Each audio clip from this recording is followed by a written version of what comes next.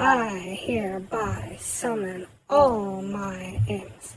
Hey everybody, it's Annabelle. We're gonna do the next 10 for us alphabetically, which is gonna be Rogue for us. Just as a reminder, please do not do anything based on what I say. I often do not read well, and I am often wrong. With that being said, I will also say that in my opinion, Rogue got the worst card set in this particular set of cards. I would highly recommend, if you're looking for anything Rogue and all you're playing is Rogue, this set might not be for you. You can craft pretty much the only card that I think is worthwhile in here, unless you really want the number 3 card. You can craft the only card that I think is worthwhile in here. So with that being said, we're going to start off with what is even the worst card of the Rogue set, which in my opinion is this Helix. It's a 4-mana 5/4 that has Death Rattle. If you control a secret, store this card soul inside of it and resurrect it when that secret is triggered. It's a 4-mana 5/4. It's not that good even by itself. It doesn't have rush, it doesn't have charge, it's not a beast, it's not it's an elemental. It's not even a mech, which you would want it to be. It's an elemental. And the thing with it is you need to be in a situation where you're playing secrets, the secret is down, this dies without triggering a secret, and then right after this dies, your opponent plays something for this to trigger your secret that's down. And that's a complicated amount of transactions to happen. And even if you happen to have all that, you got a 4/5 down again. And that's it. 4/5 for 5/4 for 4 is basically vanilla stats with a slight upside. That's what Yeti stats at that point. Do you want to play a Yeti that has a possibility of being resurrected? That's what you're playing on this, as a Yeti that you're hoping to get resurrected. Number 9 for us is going to be the Private Eye. And the Private Eye is the 4-mana 3/4 that says Battle Cry, cast a secret from your deck, combo cast 2 secrets instead. There are only 3 secrets in the game for Rogue. I don't think you're going out of your way to steal a secret from anybody else. None of the secrets are worth the time. 4-mana 3/4 is vanilla stats with a slight downside. If you get all your secrets before this comes out, you're sad. Do you really want to take up 8 slots in your deck, almost a third of your deck, to make this work? That's the problem. I don't think any of the Rogue secrets are worthwhile, and that's why everything that has these secret synergies is not good on the set. Next up for us is going to be card number 8. Card number 8 is the Ghastly Gravedigger. It's a 3-mana 4/3 that has Battle Cry. If you control a secret, choose a card in your opponent's hand and shuffle it into their deck. Again, I don't think the secrets are worth playing this. This is basically vanilla stats with a slight upside. You basically got to get to a point where you have a secret down on the board. You play this down, and then basically you're doing hand disruption. Mage secrets are 2. So that's a 5-mana. Get rid of a card in a person's deck. I mean, if you're going to throw a secret into this, I'll show you the secret that you can throw into this. That's not the worst in the world. But if you have the secret if you don't have the secret and you have this card, I'm not sure you want to play it. I'm not sure you want to run the other 2 secrets to justify this. Number 8 That was number 8. So number 7 for us is going to be the kidnap. This is the first one of the secrets. This is probably the worst secret in Rogue because it's a 2-mana secret. This is after your opponent plays a minion, stuff it into a 0/4 sack. The 0/4 sack looks like this. It's a 1-mana 0/4. There are going to be times where your opponent doesn't care because they already got the battle cry off of it, and now it's a 0/4 and they get to play the battle cry again.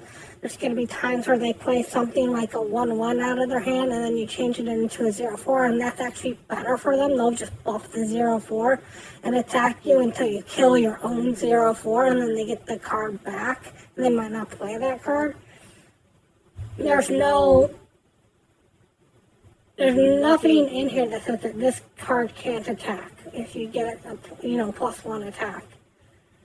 I mean, I don't know too many people who are going to care that they have a 0/4. You can throw a taunt on this, you can throw a buff on this, and you're just going to be happy that you're going to be times where you say thanks for the 0/4. That's the problem with kidnap. You're going to play down your smallest minion if you think it's kidnapped. And you're going to be happy that you got a 0/4 instead a lot of times. Or you're going to cast down a battle cry if it works the way that I think it does. And just be like, okay, I got the battle cry, and now when I kill my own sack, I'm going to get the battle cry again. So thank you for letting me double cast that battle cry. Number 6 for us is going to be the next secret. This is why the secrets are so bad, in my opinion, is Double Cross. Double Cross is a 2-mana rogue spell that has, if your opponent spends all their mana, you get to draw 2 cards. There was a card not that long ago in Hunter where it was like if your opponent played 3 cards, you got an 8/8 rat. And so many people knew that card existed and just played perfectly around it and it didn't hurt their turn. It's a little bit worse to not play your entire mana curve. But if a lot of people think or know that Double Cross is there and it's not hard to figure out it's Double Cross, they might play the rest of the game 1 mana short and just deny you that 2 draw, period. And be okay with it. Number 5 for us is the best secret in the game, which isn't saying a lot for Rogue. It's just a sticky situation, which is a 2-mana secret card that has after your opponent casts a spell, summon a 3/4 spider with stealth. The only reason that this is good is because it has stealth, and that's the pure reason why. This is basically the equivalent to Hat Trick, which Mage played pretty well back in the day. You're not going to kill a 3/4 spider if you cast if this gets triggered on turn 3, you're going to get 3 and 3 straight to your opponent's face.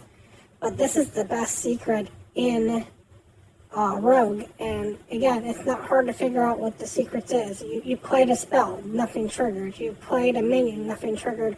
Oh, it's the card that lets you draw 2 cards. I'll play a couple more turns and not get the card and play off mana curve. That's the problem whenever they bring up Rogue and Secret Synergy, is there's not enough secrets for me to really have a good guessing game. You can basically just know what it is each and every time. Number 4 for us is the Door of Shadows. Door of Shadows is a 1-mana rogue spell that has draw a spell, infuse 2, add a temporary copy to the hand. This is what it looks like when it's infused. The problem with it that I have is yeah, you get to draw a spell, so it's kind of a scry. I'm just not sure what the temporary copy is. If it's kind of like how the rogue used to have, where it burns away at the end of the turn, you better hope that you can use both halves of it, which means that on a good day, it's got to be a 4 or less spell, because you need to waste 1 on this, and then, well, technically it could be an 8 spell, because you could, 9 spell, because you could throw this down, draw that spell, get the temporary copy, and then play the temporary copy. So it's not the worst card in the world, but if you're basically, you're going to want to play the temporary copy, no matter what. So basically when you draw a spell, you're hoping that you still have enough mana in your hand to play at least a temporary copy, and then you have to play it on the turn. And if you don't, this is just basically 1 mana draw spell, which is sad. I mean, it's okay, but it's not worth playing in today's meta.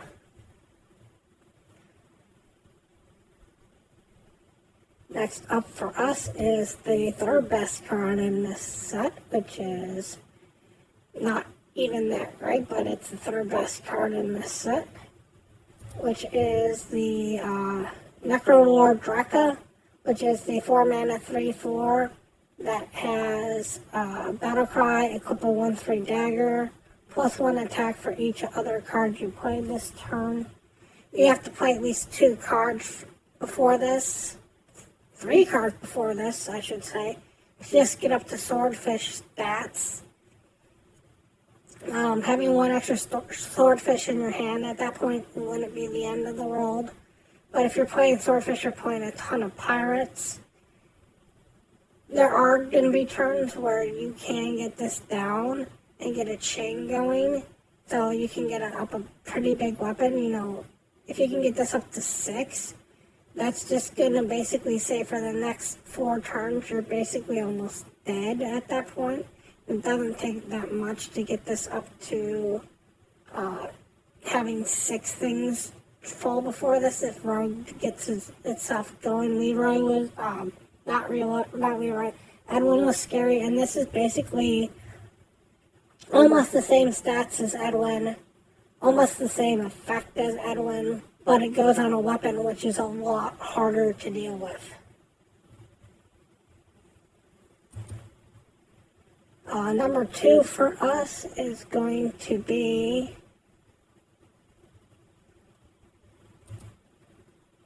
Shattered Bone Spike, which is the 2 mana spell that says deal 3 damage to a minion if it dies. Your next card this turn costs 2 less. It's not hard to deal 3 on 2. It's not hard to trade to deal 2. Getting getting a prep is fine. Prep was played on 3 by itself a lot of times, just to get that 2 negative balance in there. Doing 3 extra damage of that is fine, and prep was 3, so it's gonna see play. And the number 1 card for us is going to be, wrong one. The location. This location is just so interesting because of the fact that you play cards, and then if you played a lot of cards in a turn while this is out, you get to summon a minion equal to the number of cards you played +1, and it's stealthed. And what makes it really powerful is the fact that it's stealthed, because if you have a 5/5, it's hard to deal with a 5/5 that's stealthed. And that's going to go straight to your face. But it's saying something when Rogue's best card is its location card. Alright, those are the 10 for Rogue. Thank you so much for watching me do this. And as always, remember, play for fun.